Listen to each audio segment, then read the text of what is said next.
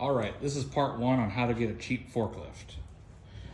So, electric forklifts have very expensive batteries. So basically the battery for this one is like 5,000 bucks for a reman, and a new one's about 10,000 bucks. So this older forklift with side shift and everything is basically not worth anything without a battery or with a bad battery. So you can get these for scrap price or under 1,000 bucks all day long. So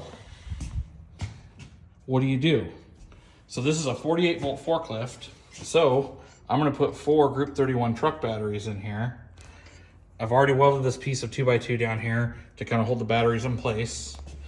Now, precaution, this forklift is made to lift 4,400 pounds, but this original battery, which is 2,400 pounds, is part of the counterweight to do that.